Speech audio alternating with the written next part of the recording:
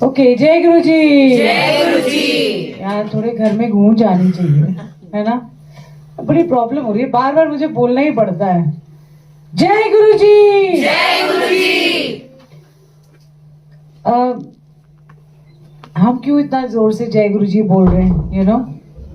ऐसा नहीं है, सिर्फ एक बार जय गुरु जी बोलना जरूरी है, क्योंकि जब आपके अंदर से वो जय जयकार निकलेगी ना अपने गुरु के लिए, तो मन भी खुलता है उससे। पहले शब्द से खुलता है, और उसके बाद फिर प्योरिटी आती है आपके दिल के अंदर, मन के अंदर। और जब आप जयकारा सा लगाते हैं, वो नहीं है कि आपको वैसा वाला जयकारा सब कहते हैं ये तो मंदिरों वाला हो गया जी साहब, वैसा हो गया। क्योंकि अंदर से जब तक वो जोर नहीं आएगा ना, तब तक जो खुला हुआ द्वार है ना, जो कुंडी लगी हुई थी, वो खुलेगी। सो जय जयकार इसलिए होती है क्योंकि जो परमात्मा या जो ब्रह्मांड के मालिक जिसका आप जयकारा लगाते हो या जय बोलते हो उनकी, वो जब आते हैं हमारी जिंदगी में, तो उनकी गुणगान करना और उनकी जो हमारे मन के अंदर के जो द्वार जो वो खोलते हैं, तो अंदर से एक जय निकलती है कि मेरे गुरु की जय जय जयकार हो, या जय हो, या ग्लोरी हो मेरे गुरु जी की। और क्यों हम बार बार ये सत्संग करते हैं, या गुरु जी के वो कहते हैं ना कि आप गुरु जी के पास आ जाओ, इधर इधर आ जाओ, इधर आ जाओ, यू नो। जैसे एक नाव है गुरु जी की नाम की, तो बहुत सारी नावें चल रही हैं, हर नाम की नाव चल रही है। और जब उनके नाम की नाव चल रही है, तो हमारे को लगता है ये नहीं है कि दूसरी नाव में रस नहीं आ रहा होगा, या राम नाम की नाव में रस नहीं आ रहा, या कृष्ण भगवान के नाम की में रस नहीं आ रहा, और या माता रानी की नाम में रस नहीं आ रहा। सिंपल सी बात है, जिसको जहां कोई रस मिल रहा है वो वहां बैठ जाए। जिसको लग रहा है कि मेरा दिल नहीं लग रहा, तो गुरु जी कहते आ जा। सो जब आपका कनेक्शन, जब गुरु आपसे कनेक्शन बनाता है, तो आप उसकी नाव में बैठ सकते हो। अदरवाइज बहुत मुश्किल है उनकी नाव में बैठना। और अगर बैठ गए तो बुड़ बुड़ कुड़ कुड़ नहीं करनी, क्योंकि जब वो तूफान आएगा तो नाव उससे निकलेगी। हम सारे ही उसमें बैठे, जिंदगी ये धरती एक नाव की तरह है। तो जैसे जैसे वो कई बार आपको नीचे ऐसे लगेगा बस अभी इतना बड़ा तूफान आ गया, समुद्र में गए हम तो डूब गए, बट कभी डूबोगे नहीं। क्यों? क्योंकि उनके नाम की नाव है। और बुड़ बुड़ तो करनी ही नहीं, एक दूसरे को धक्के नहीं मारने, मैं बड़ा, मैं ये, मैं वो। जब तक मैं है तो क्या होगा कि आप खुद ही नाव से गिर जाओगे, खुद ही आप छलांग मार दोगे, और फिर बोलोगे लो जी गुरु जी ने तो बचाया नहीं, क्योंकि आप खुद ही मैं की छलांग लगा रहे हो। सो इसीलिए जब उनके नाम की नाव में बैठ गए हो, तो थोड़ा सा धैर्य रखो, थोड़ी सी शांति रखो, थोड़ा ठहराव रखो। और जब ये ठहराव रखोगे ना, तब आपको लगेगा कि जिंदगी का मजा आ रहा है। क्योंकि जब वो गोतेखारी होती है जिंदगी आपकी, तो ऐसे लगता है हाय गुरु जी आ की हो रहा है, यू नो, कि आपको लग रहा है। पर आपको ये विश्वास होता है कि गिरेंगे नहीं, डूबेंगे नहीं, बैठना तो इसी नाव में, हमने नहीं कहीं और जाना। तो इसीलिए वो कहते हैं कि एक का लड़ पकड़ो, एक से तरोगे, उसके अलावा नहीं तरोगे। आप देखो जितने भी भक्त आए ना, चाहे कबीरदास जी हो, चाहे रामानंद जी हो, चाहे सैन नाई हो, धन्ना जट हो, वो सिर्फ एक का लड़ पकड़े। ये नहीं कि थोड़ी देर इस नाव में बैठ गए, चलो इतने काम नहीं हो रहा, चलो दूजी नाच नाच जाके बैठ जावांगे, देखेंगे उत्थे भी होता है कि नहीं होता। सो जितनी बार आप नाव बदलोगे, उतनी बार आपका टाइम वेस्ट होता है ना। 4 साल इधर हो गए, 5 साल उधर हो गए, फिर इधर हो गए। पर जब आपका मन टिक जाए, जहां कोई भी हो, ये नहीं मैं कह रही कि सिर्फ गुरु जी के साथ ही हो, कईयों का मन कहीं और टिकता है, जहां टिकते हो ना वहीं टिक जाओ।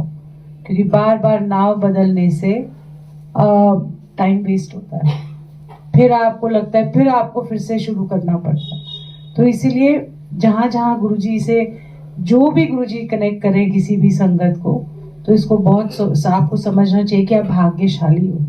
आज आप सत्संग में आते हो, गुरु जी से धीरे धीरे जुड़ रहे हो, मतलब वो जोड़ रहे हैं। आप वो तो कह रहे कि आ जा, तुम ही कहते हो if and but and question answer, ऐसा क्यों वैसा क्यों, ऐसे हो सकता है नहीं हो सकता। भाई पहले अपने आप को टटोल के तो देख लो कि जब आपने गुरुजी के साथ अपनी जर्नी शुरू की थी तो आप क्या थे, आप कहाँ से आए थे। और जैसे जैसे आप उनसे जुड़ते जाते हो वो आपको बुला रहे हैं। वो तो कह रहे मैं तो जोड़ने के लिए तैयार हूँ, पर तू ही नहीं आता। बीच में कुछ और आता है, किसी ने पुकार लिया, उठे चले गए तुसी का। सो जैसे जैसे आपकी जिंदगी में पड़ाव आते रहेंगे आप देखोगे कि वैसे वैसे आपको लगेगा कि जैसे जीवन बहुत सरल है। It's not very difficult. कितना भी कुछ हो जाए, कहीं से भी जिंदगी आपको थप्पड़ भी मारे, बट ये याद रखना चाहिए कि ढाल हमेशा गुरु होता है। क्योंकि जब थप्पड़ लगता भी है ना तो उसकी चोट नहीं लगती आपको। ये है गुरुजी की ढाल। तो गुरुजी आपको कितना प्यार कर सकते हैं, इतना प्यार तो मैंने नहीं देखा कहीं भी इस कलयुग के अंदर। इस टाइम पे 21st सेंचुरी में जहां पर हम इधर उधर तितर बितर भागते हैं, उस समय उन्होंने हमें संभाला है, उस समय हमें बुलाया है जब हम फंस रहे थे। और मैं ये गुरुजी को थैंक यू बोलती हूँ कि आज हम जो बैठे हैं ना, बहुत लकी हैं सारे, बहुत ज्यादा। हम नहीं मिले वो फर्क नहीं पड़ता, बट वो उन्होंने अपना रूप एक दिखाया है। उन्होंने अपनी पावर्स कभी ऐसे फालतू में नहीं दिखाई कि मैं ये कर सकता हूँ, मैं वो कर सकता हूँ, या कोई चमत्कार ऐसे नहीं किए। क्योंकि आजकल के टाइम में जहाँ चमत्कार होते हैं बंदा वहीं भागता है। क्यों भागता है? क्योंकि उसको इंस्टेंट काम चाहिए। ये गया, ये चमत्कार हुआ, बस जी। सो इसीलिए गुरुजी भी ये हमें इतने अच्छे से प्यार से हमें रखा हुआ है। हम सबको कभी टटोल के देखो कि कहाँ कहाँ हमारा जीवन चला और कहाँ से कहाँ हम आ गए। सो कभी भी ये नहीं सोचना चाहिए कि उसको ज्यादा, मुझे कम, उसको ज्यादा। ये सब चीजें नहीं सोचनी चाहिए। क्योंकि दुनियावी चीज आपको 10 दिन अच्छी लगेगी, 15 दिन जो होती है वो धीरे धीरे उसका चाम खत्म हो जाता है। तो इसीलिए जो यहाँ बैठे हैं ना, ये जो हम वो कहते हैं ना, नाम के बिना क्या दुखी पाएंगे ना हम। सब कुछ भी होते हुए भी ऐसा लगता है खालीपन एक लगता है। आप कभी भी देख लेना, सब कुछ आपके पास है, सब कुछ है, और पूरे ऐशोराम परमात्मा ने, गुरु ने आपको दिए हैं अच्छे से। मतलब फैमिली भी अच्छी, पैसा भी अच्छा, मतलब हर जगह अच्छा ही अच्छा है। पर एक दिल के कोने में आप हमेशा ऐसा महसूस करोगे कि मैं अकेली हूँ, क्या मेरी जिंदगी में मिसिंग है। सब कुछ होते हुए भी मेरे अंदर कौन सी कमी रह गई है? वो है गुरु के प्रेम की कमी, वो है जो आत्मिक रस है उसकी कमी रह जाती है। तो इसीलिए हम बहुत गुरु जी को थैंक यू बोलते हैं कि ये जो 2 घंटे हमको मिलते हैं ना, बड़ी मुश्किल से मैं तो थैंक यू बोलती हूँ कि हमें ये टाइम देते हैं वो, कि 2 घंटे हम बैठ पाते हैं। हम 2 घंटे अपने आप को गुरु जी से जोड़ पाते हैं। हमारी आत्मा खिंची चली आती है उस रस के लिए। सो इसीलिए इसको ना क्या कहते हैं, वेस्ट नहीं करना चाहिए कभी भी। क्योंकि जितनी दुनिया में आप फंसते रहोगे वो तो फंसे ही रहोगे। पर जब उन्होंने एक मौका दिया कि दुनिया से, उस फंसी हुई दुनिया से निकल के एक और भी दुनिया है इस धरती पे, और वो है स्वर्ग लोक।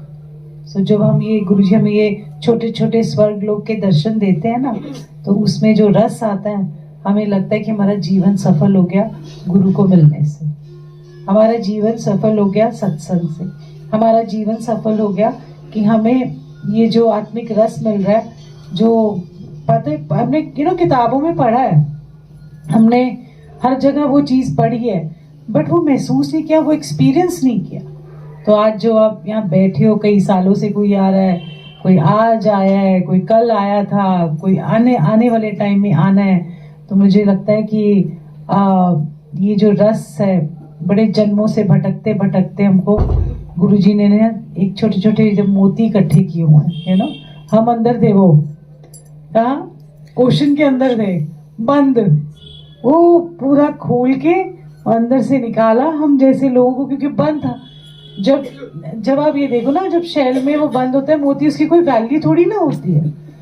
जब वो अंदर बंद होता है वो तो एक नॉर्मल सी चीज होती है, बट उसको गुरुजी ने, आप देखो कि हमारे जैसा अगर मोती भी है उसकी कोई वैल्यू नहीं थी, और जैसे ही बाहर निकाला, और बाहर निकालने की भी बात नहीं है, उसको कितने प्यार से खोला और फिर उसको बाहर निकाला।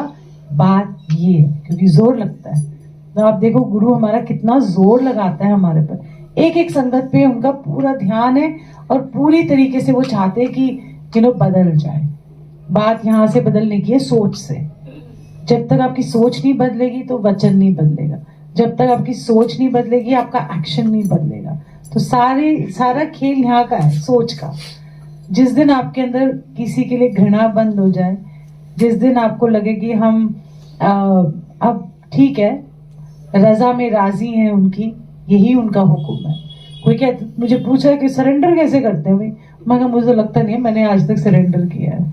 कह तो दिया है, बट सरेंडर करना बहुत मुश्किल है।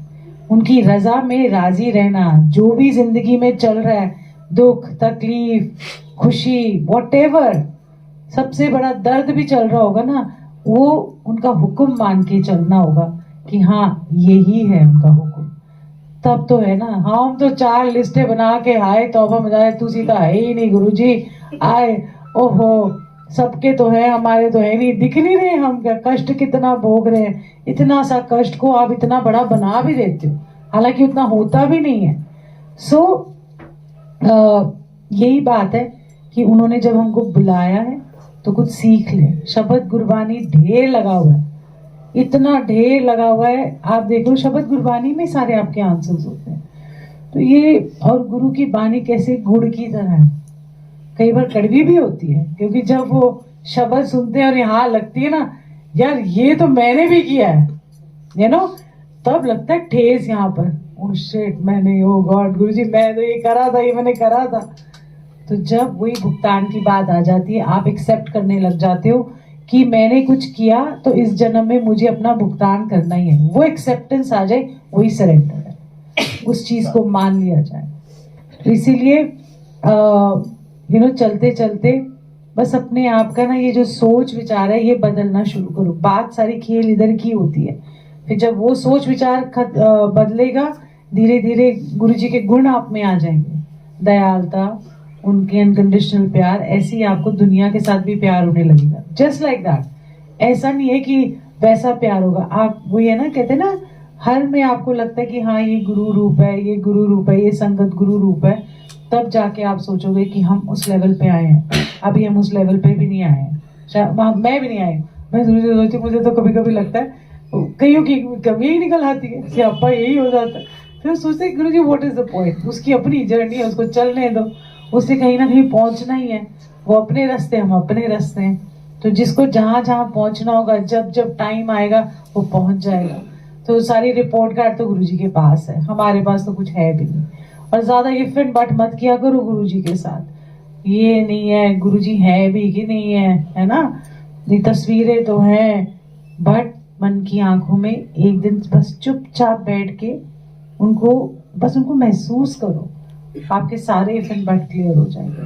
हम दुनिया में इतने फंसे होते हैं ना, कितने फंसे हैं दुनिया में, मतलब बंदा मिठाई के डब्बे की लड़ाइयां हो जाती है जी। मैं एक मैनू काजू दी बर्फी नहीं दिती, उन्होंने तो दिती बर्फी, मैनू तो खोए दी बर्फी दे दिती, लड्डू दे दिता मैनू, असी माड़े सी ये सी, मतलब आपका कितना 2-3 दिन तो उसी में वेस्ट हो गए। So imagine you're wasting your life and time over such matters, जैसे चिंटू सी बातों में। तो आई थिंक गुरुजी ने हमारी सोच बदली है इस चीज में। अब तो वही लगता है ना ही दो तो अच्छा, ले लो, तुम ही ले लो, सारा तुम ही रख लो, हमें तो कुछ चाहिए ही नहीं। सो और एक मैंने को सत्संग सुनाना था, मेरे को पता ही नहीं यार, जो ले ही कुछ और बन रही है, क्योंकि वो ब्रह्मांड के मालिक है। तो गुरुजी कभी कभी कहते थे ना कि हम हंसते होते थे, हंसते भी नहीं थे, मन में सोचते थे कि गुरुजी कहते थे कि तुम मेरे लिए कीड़े मकोड़े हो, या जो धरती है वो एक आंवले की तरह है छोटे से मेरी हथेली में। हम सोचते थे पता नहीं गुरुजी क्या बोलते हैं, कैसे बोलते हैं। और क्योंकि हमारी समझ नहीं थी, पर जैसे जैसे हम जिंदगी के पड़ाव में आगे बढ़ते रहे, जैसे जैसे गुरुजी ने समझ डाली, जैसे जैसे हम गुरबानी से जुड़ते रहे, जैसे जैसे वो ज्ञान डालते गए, वो कहते हैं ना बूंद बूंद ज्ञान सबके अंदर डालते हैं वो, तो समझ में आया कि वो क्यों ब्रह्मांड के मालिक हैं और हमारी क्या वक्त है, हमारा कुछ भी नहीं है। सच बता रही हूँ, हम तो कीड़े मकोड़ों के भी पता नहीं अंदर के कोई जो और ही कुछ होंगे, हम है ही नहीं, विजिबल ही नहीं है इस दुनिया में। जिस लोक के वो हैं, जिस ब्रह्मांडों के मालिक वो हैं, उसके उनके लिए तो हमारा कुछ नहीं है, और हम पता नहीं कौन सी ईगो में घूमते हैं। हमारे से बड़ा कोई नहीं, साडे कोल वड्डी गड्डी, साडे कोल वड्डा फ्लैट, साडे कोल ए, साडे कोल ओ, हम अपने आप को यहाँ का राजा समझते हैं। तो जब गुरु जी के पास जाते हैं तो सारे भिखारी बन जाते हैं, भिखारी के भी भिखारी बन जाते हैं। सो वो उस लेवल के है, तो उसको वो आपको कहते हैं वो कितना नीचे लेवल पे आके हमसे बात करते हैं, आपको पता है? वो इतने बड़े लेवल के ब्रह्मांड के मालिक हमारे स्तर पे आके बात करते हैं। इससे ज्यादा अपनापन कौन देगा? भगवान आपको कोई नहीं देता। सारे वो रास्ते बताएंगे, पाठ पूजा बताएंगे। गुरुजी ने हमें कोई पाठ पूजा नहीं करने को बोला, बस आओ बैठो, शब्द कीर्तन सुनो, और उसके बाद फिर बड़े आराम से घर जाओ और कुछ लेके जाओ। जो गुरबानी का विचार है, गुरु की बानी है, उससे सीख के जाओ। कहाँ पर आप खड़े हो, आपको पता है कि आज आपके मन में क्या चल रहा है, गुरबानी आपको आंसर देती, तो उसको ऐसे वैसे मत लिया करो प्लीज। बहुत बहुत रिक्वेस्ट है कि बड़ी मुश्किल से हमको ये जन्म मिला है, और बड़ी ये जन्म मिला भी तो वो मिले हमको। अगर वो ना होते तो हम यहाँ ना बैठे होते, ना हमको आत्मिक रस आता, हम वही भटकते रहते, दुनियावी चीजों में भटक जाते। दुनिया की चीजों को एंजॉय करो, बट वो दुनिया की चीज आपके ऊपर हावी नहीं होनी चाहिए। Enjoy all the moments. आपको अच्छे कपड़े पहने, आपने हर मोमेंट एंजॉय करना है, बट उस मोमेंट को अपने ऊपर हावी नहीं होने देना। मतलब कपड़ों को हावी नहीं होने देना, मार सूट सिलाई जा रहे हो तो सिलाई जा रहे हो, बट आपका ध्यान सिर्फ सूटो में, ठीक है? या आपका ध्यान गाड़ियों में है, या आपका ध्यान XYZ अननेसेसरी चीजों में है, मतलब हावी हो गया आपके ऊपर कि आपको उसके अलावा सूझता ही कुछ और नहीं है। सो एंजॉय करो। गुरुजी ने ये नहीं कहा था कि एंजॉय एवरी मोमेंट। ऐश करो का मतलब ये नहीं है कि पैसा धुआं में उड़ाते जाओ, ये भी ऐश नहीं होती है। ऐश वही है कि सुख दुख आपको एक समान लगे, दुख में भी वो आपको अमीरों की तरह रखे, सुख की तरह रखे, वो ऐश होती है।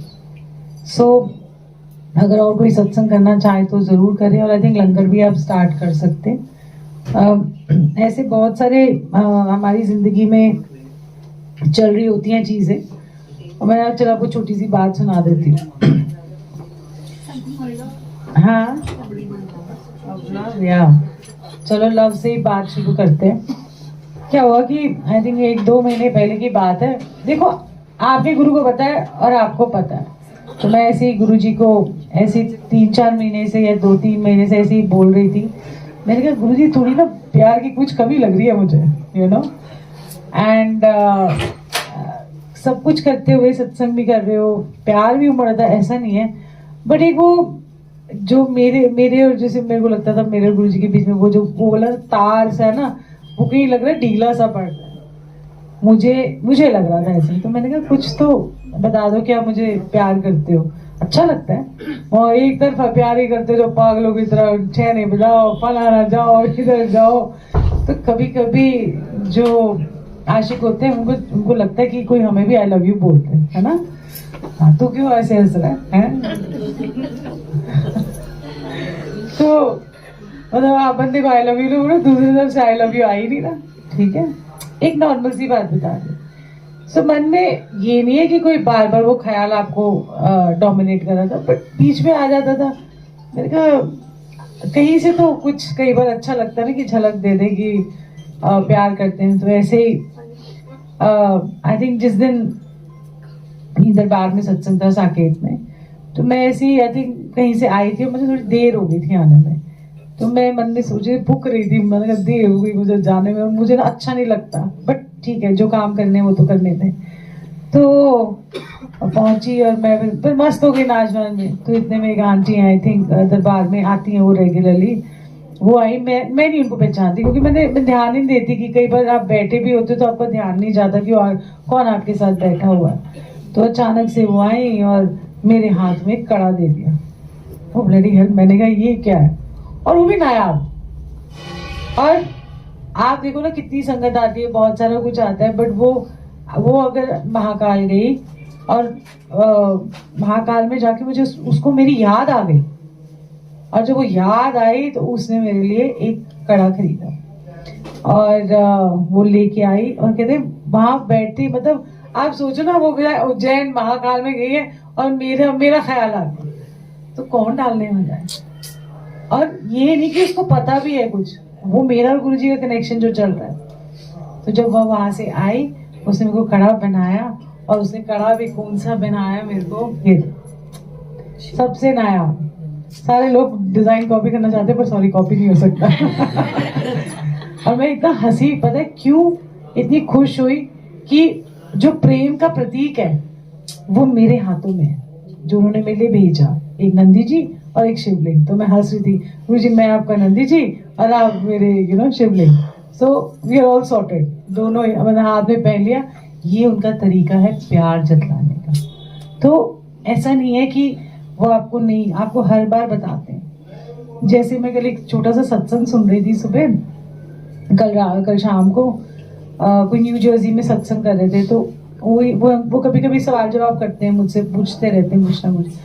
तो उन्होंने एक बड़ा प्यारा सा सत्संग सुनाया और 2-3 मिनट का सत्संग था। तो उन्होंने कहा कि वो जैसे होता है ना, जब आप अमेरिका में रहते हो तो आप रैट रेस में और मटेरियल वर्ल्ड में फंसे रहते हो। तो कहते मैं गुरुजी को यही बोला था, Guruji I love you so much. कहीं एयरपोर्ट से कहीं जा रहा था, कुछ था, तो कहते कि मैंने बोला गुरुजी एक तो कभी साइन दिखा दिया करो, अल्लाह मतलब आप भी मुझसे प्यार करते हो।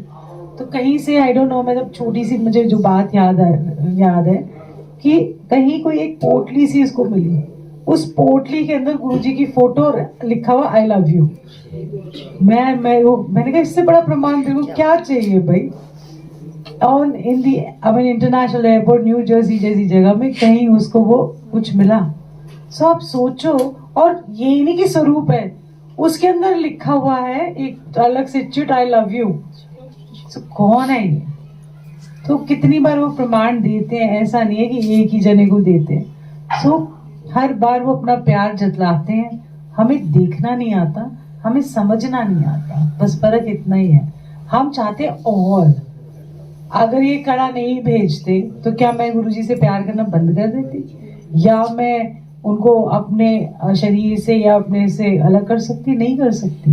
वो तो एक भाव एक उठा, तो वो भाव उठने का वो दिखा देते हैं कितने नहीं है, रुक जा भेज रहा हूँ कुछ, मेरा प्यार भेज रहा हूँ।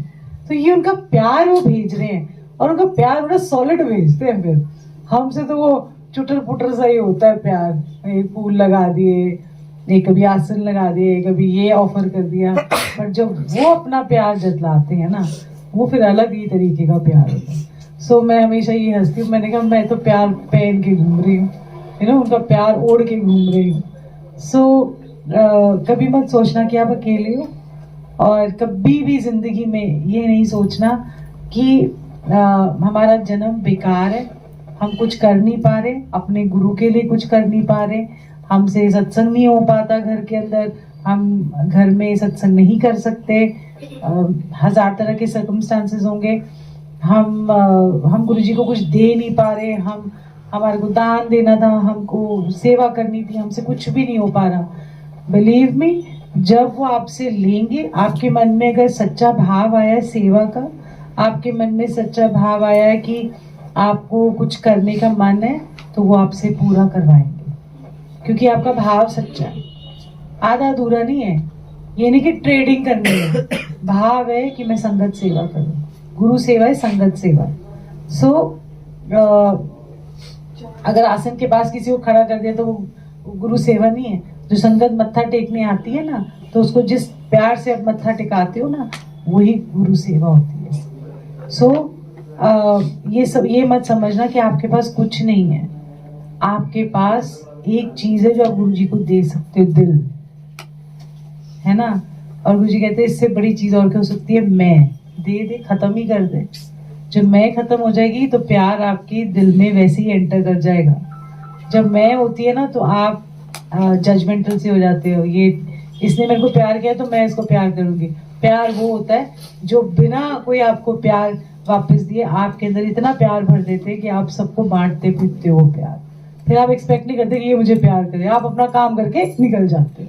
सो ये धीरे धीरे बस ये दे दो गुरु जी को। आप उनको ना कोई सत्संग चाहिए, उनको ये चाहिए कि आप मेरे लिए कोई जोत जला लो। जोत आपके मन के अंदर की बात होती है। वो जोत जला के आपको एक ठंडक सी मिलती है, ठहराव सा मिलता है कि आपको एक कनेक्शन सा लगता है, नहीं तो आप नहीं बंद कर पाते हो। ना उनको आपसे कोई पैसे चाहिए, ना उनसे आपको कोई दान चाहिए, ना उनको आपसे कुछ भी नहीं चाहिए, उनको सिर्फ चाहिए प्रेम। इससे मेरे को बात याद आई प्रेम से एक और, भगवान मैं हंसी होती थी कई बार। क्या होता है ना कि आप सब कहते हैं कि हम भी, कोई कहता है ना हमें मीरा जैसे बनना है, मीरा जैसे बनना है, कोई कह देता है भाई आप तो मीरा हो। मैं मन में सोचती हूँ मैं तो कितने भी मीरा नहीं है। तो क्यों आप भूल जाते हो? आपको तो उनकी भक्ति याद रहती है, बट उनकी जो स्ट्रगल है वो नहीं आपको दिखाई दी। जो वो स्ट्रगल किया उन्होंने उस टाइम पे, कृष्ण दर्शन के लिए, या वो भटकती थी या जाती थी, जो रानी थी महलों की, वो कहते थे ना कभी उनके सुना करो कि कभी वो फर्श पे सो जाती थी, कभी मखमल गद्दा मिल जाता था, कभी दुत्कार मिलती थी, कभी फटे हाल जाती थी, कभी रेशमी कपड़े मिल जाते थे। बट उनका प्यार ऐसा था, उनकी लाइफ में क्या क्या नहीं लोगों ने अड़चने डाली, है ना, कृष्ण प्रेम की। तो सब कहना आसान है, बट अगर मीरा बनना है तो फिर ये सब भुगतना पड़ेगा। तो अगर इसके साथ ये एक के साथ एक फ्री मिलता ही मिलता है। तो अगर मीरा जैसा है, आपको प्यार करना है गुरु जी से, कि आपको भी कोई मीरा कह दे, है ना, कोई आपको मीरा कह दे तो आपको लगता है यार ये तो गुरु जी, कई संगत एक दूसरे को बोल देते इनका तो मीरा जैसा प्यार है। तो बाद में ये नहीं पता लगा कि जब आता है ना तो साथ में वो सारी चीजें भी साथ लेके आता है। You must understand that. वो कहते हैं ना only dead fish swim with the tide. उसके विपरीत जाके फिर पानी के उस बहाव के विपरीत जाके पहुंचना, यही तप है, यही प्यार है। तो आसानी से नहीं होगा प्यार। गुरु जी भी चेक करेंगे, थोड़ा सा इधर पुश कर देंगे, हाय गुरु जी साढ़े को नहीं होता प्यार श्यार इदा का, ठीक है। सो मैं ऐसी हंस रही थी, तो एक दिन ऐसी गुरु जी ड्रीम में आए, और मैं पूरा ड्रीम तो नहीं सुनाऊंगी बट छोटा सा उसका जो रेलेवेंट है इधर के लिए।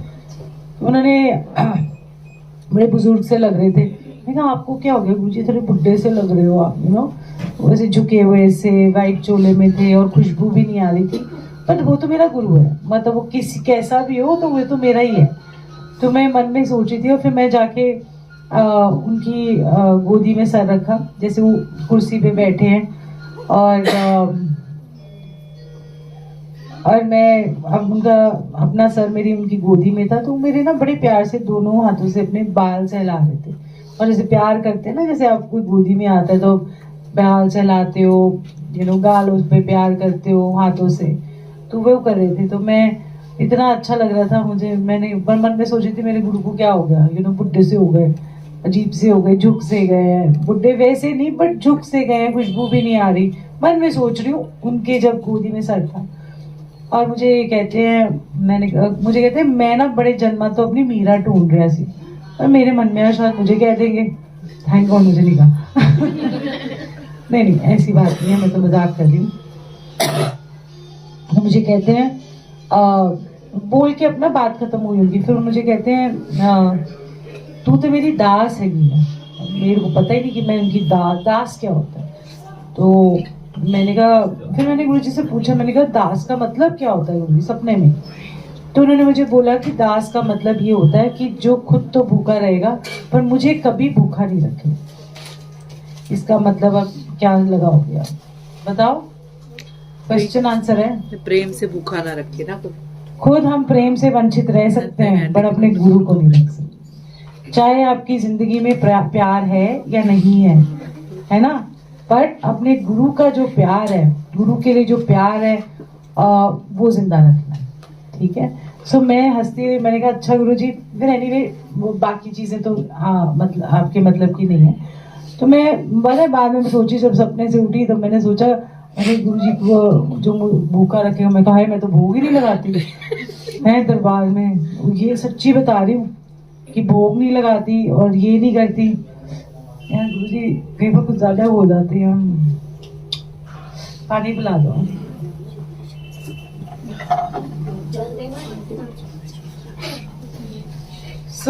मैंने कहा चलो दरबार में ना खोल के दो। तो मैंने सोचा मैं ना फल रखना शुरू करती हूँ। मैं तो सिर्फ एक जल रखती थी गुरु जी के लिए, और शायद वो भी नहीं रखती थी।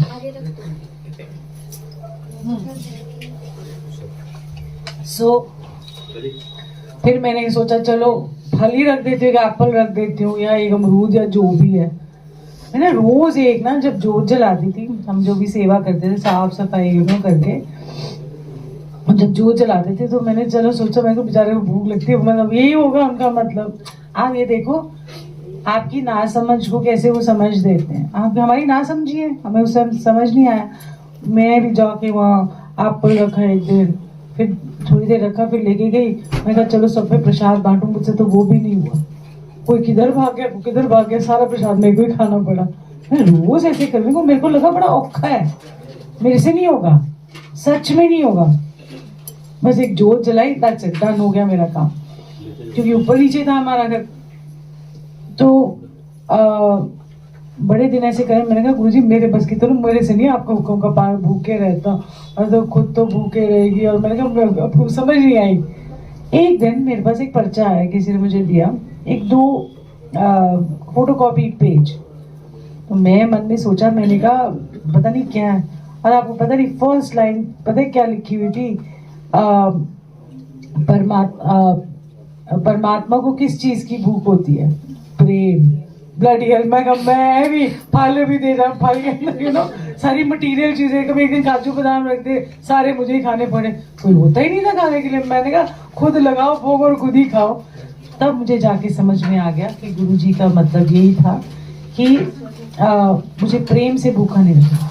तो ये जो आपके अंदर जो प्रेम की भावना है, जो गुरु के प्रति प्रेम की भावना है, यही उनकी खुराक है और कुछ नहीं है। तो ऐसे ही गुरु जी से आपने प्यार करना है, खूब अच्छे से टूट के दिल से। और एक पल के लिए कर लो, सारे दिन में एक पल, ज्यादा नहीं, एक पल में बोल दो। बस एक पल में वो फोर्स आना चाहिए आपके अंदर गुरु के प्यार के लिए। बस ऐसे ही चलते फिरते कैसे भी हो, कुछ भी हो, वो एक पल आपका बड़े जन्मों का कर्म काट हो जाता है। एक पल, क्योंकि आपका वो प्योर पल होता है। बस वही चीज है। अब बाकी तो आप दुनिया में भटकते रहो, उधर भी जाओ, उधर भी जाओ, इधर भी जाओ।